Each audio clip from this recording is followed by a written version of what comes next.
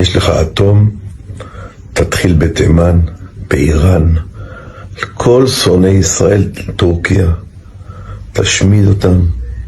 זו מצווה מהתורה, אל תפחד מכלום. אתה מצווה מהקדוש ברוך הוא בתורה הקדושה, מחו תמחה את זכר עמלק מתחת השמיים.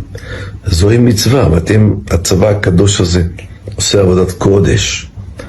לא לפחד, לא מאף אחד, לא מערב רב, לא משונאי ישראל, לא משהם מנסים להתנכל לנו. זאת כיפה, כי אני יהודי מאמין. זו הקסדה שלי. אוהב אותך, מעריך אותך. תפתח במלחמה, זו מלחמת העולם האחרונה. אנחנו לפני משיח. הגאולה בפתח. מחו תמחה את זכר העמלק מתחת השמיים. אטום על כל שונאי ישראל. ואל תדאג לאטום, הוא לא יבוא עד אלינו. הוא יחסם עם המלאכים.